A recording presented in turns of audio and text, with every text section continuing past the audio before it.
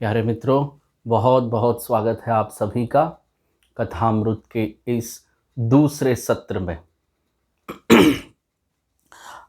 आज हम एक ज़ैन फ़कीर के बारे में जानेंगे।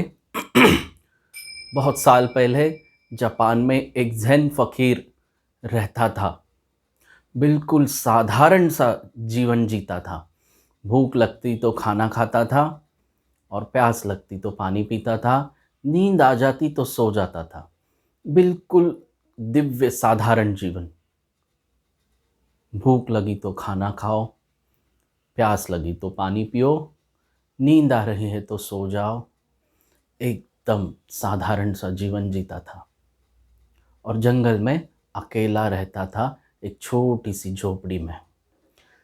निर्विचार और निराकार अवस्था में दिन भर रहता था, ध्यान का आनंद लेता था। एक दिन एक चोर की नज़र उसकी झोपड़ी पर पड़ी और उस चोर ने सोचा कि क्यों ना इस घर में चोरी की जाए। चोर उस घर में आया और उसने देखा वहाँ तो चुराने लायक एक भी चीज़ नहीं है। जब चोर बहुत कुछ ढूंढ कर थक गया, उसकी वह थकान ज़ेन मास्टर ने देखी और ज़ेन मास्टर थोड़ा दुखी हुआ। उसने कहा, मेरे पास तुम्हारे लिए कुछ भी नहीं है, लेकिन मेरे जो कपड़े हैं मैं वह तुम्हें देना चाहूँगा। खाली हाथ तुम यहाँ से लौटो, मुझे अच्छा नहीं नहीं लगेगा। चोर चकित हो गया। चोर ने बिल्कुल बहुत शीघ्र ही ज़ेन मास्टर के कपड़े उतारे और वह कपड़े लेकर भाग गया। ज़ेन मास्टर नग्न आंखें बंद करके खड़े हो गए और बाहर चांद पूरा खिला हुआ था। उस चांद की ओर देखते नग्न खड़े होकर वह अपने समाधि में लीन हो गए और उन्होंने सोचा कि शायद मैं इसे क्या दे सकता था और ये क्या लेके गया। भीतर हमारे बहुत बड़ी संपदा है। भीतर हमारे बहुत बड़ी संपदा है। इस कहानी में बड़े अनूठे सूत्र छुपे हुए हैं। ऊपर ऊपर से देखेंगे तो समझ में नहीं आएगा। जीवन सदा अलौकिक संपदा से भरा हुआ है और यह अलौकिक संपदा हमारे आसपास ही होती है। लेकिन एक बहुत बड़ी गलती हम कर बैठते हैं। हम वही मांगते हैं जो हम चाहते हैं और हमारी चाहत की कोई मौल ही नहीं है, मौलिक नहीं है हमारी चाह। दो कौड़ी की है हमारी चाह। हम मांगते वही है जो हम चाहते हैं और हमारी चाहत बिल्कुल दो कौड़ी की है। इसका कुल यह कारण है कि हमें पता ही नहीं है कि मांगना क्या है। हम बिल्कुल अपरिचित है कि क्या मांगना है, क्या पाना है, इसका हमें कोई पता नहीं है। और ज़ेन मास्टर उसी और इशारा कर रहे हैं कि यह क्या लेके जा सकता था। मेरे भीतर ध्यान की, निर्विचार की, निराकार की पूर्णिमा खिली हुई है, चांद खिला हुआ है और मैं ये इसे दे नहीं सकता। देखते हो, दे नहीं सकता। चांद चुराया नहीं जा सकता, भीतर का चांद चुराया नहीं जा सकता। तुम्हें मांगना होगा। मांग कैसी? साधना की। साधना के तल पर ही तुम उस चांद को पा सकते हो। ध्यान के तल पर ही पा सकते हो। जहां तक कपड़ों की बात है, ऐश और आराम की बात है, तुम छीन सकते हो, लेकिन उस चांद को छीन नहीं सकते। चाहकर भी ज़ेन मास्टर उसे उस चांद को नहीं दे पाया। देखते हो, तो साधना के जगत में तुम कोई चीज छीन नहीं सकते। कोई तुम्हें वह भीतर की संपदा दे नहीं सकता। वह कमानी होती है।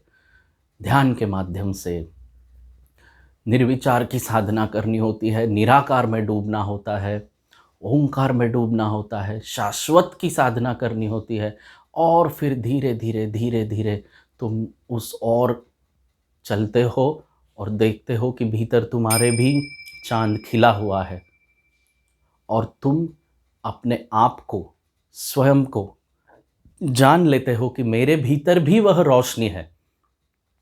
लेकिन हम धन, पद और प्रतिष्ठा के पीछे इतने भागते हैं और वही मांगते हैं जो हम चाहते हैं, और हमारी चाहत भी दो कौड़ी की है। आओ इस चाहत का ही त्याग कर दे। साधना में हमें लीन होना है, स्वयं को जानना है।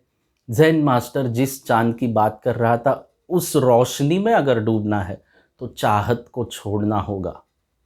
चाहत को छोड़ेंगे तो भीतर एक ऐसी अवस्था है जहाँ कोई मांग नहीं है, कोई मांग नहीं है, सिर्फ हमारा होना है, और वो होने में आनंद है, वह होने में एक लीनता है, एक तल्लीनता है।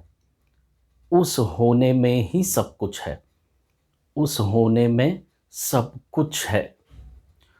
आओ थोड़ा प्रयास करते हैं। चाहत को कैसे मिटाएं? बहुत सारे प्रयोग हैं, लेकिन एक साधारण सा प्रयोग प्राणायाम के माध्यम से चाहत को मिटाया जा सकता है। कपालभाति प्राणायाम, भीतर से श्वास को, नाभि को झटके देते हुए बाहर छोड़ना है। आपको बता दूं कि श्वास के माध्यम से हम झटके देकर जब बाहर श्वास को छोड़ते हैं तो बहुत सारी चीज़ों को भीतर से फेंकते हैं। सिर्फ प्राण के माध्यम से, हवा के माध्यम से भीतर से बहुत सारी नकारात्मक ऊर्जा, बहुत सारे नकारात्मक विचार, बहुत सारी भावनाएं, बहुत सारा गुस्सा, काम, क्रोध, लोभ, मद, भय, मत्सर, कितने सारे विकार इससे बाहर जाते हैं। और जब ये बाहर जाते हैं तो भीतर पूर्णिमा की वह रोशनी दिखाई देती है निर्विचार अवस्था में। भीतर की पूर्णिमा का जो चांद है वह खिलता है निर्विचार की रोशनी से, निराकार की रोशनी से। जब भीतर कोई विचार नहीं चलता फिर भी तुम होते हो, कोई आकार नहीं होता फिर भी तुम होते हो, उस अवस्था में एक भीतर रोशनी जगती है। संत उसे निरति कहते हैं, डिवाइन लाइट इंग्लिश में कहते हैं निरति, भीतर का आलोक, प्रकाश उसे कहते हैं। तो जब बाहर श्वास को फेंकेंगे तो फेंकते जाएंगे, फेंकते जाएंगे, नाभि पर झटके देते हुए फेंकते जाएंगे, और जब ऐसी घड़ी आएगी कि अब श्वास को बाहर नहीं फेंक पाएंगे, थक चुके हैं बिल्कुल, और भी भीतर कुछ बचा ही नहीं, उस थकान में अपने आप को रोकेंगे, भीतर खालीपन होगा, आकाश पूरा खाली हो जाएगा, विचारों के बादल मिट जाएंगे, जो भी आंधी होगी भीतर अशांति की वह मिट जाएगी, और भीतर एक शांत लहर जन्म लेगी। उस शांति में एक रोशनी सी भीतर अनुभव होगी, जो उजाला हमेशा हमेशा ज्योतिर्मय रहता है, वह न कभी मिटता है, न कभी जन्म लेता है।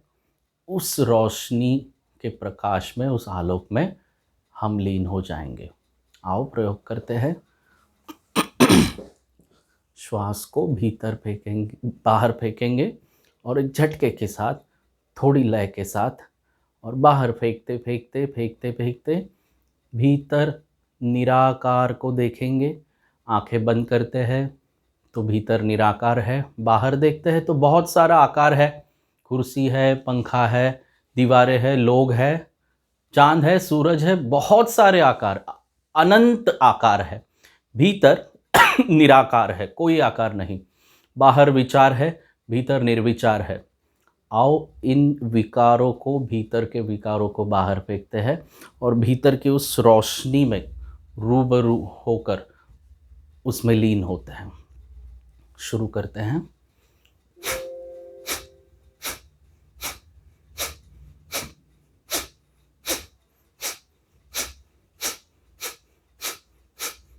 जब तक थक नहीं जाते तब तक करना है, उस अंतिम क्षण तक करना है कि बस और श्वास बाहर नहीं फेंक सकते, और फिर शांत लीन होकर निराकार निर्विचार अवस्था के प्रति जागना है।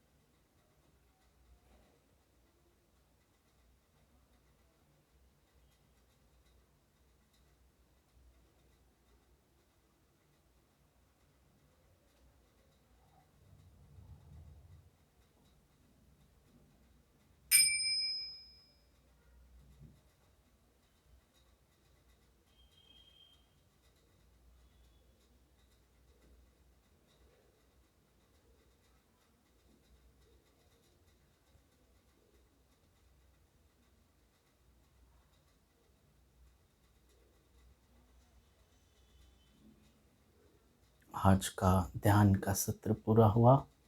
हरि ओम तत्सत।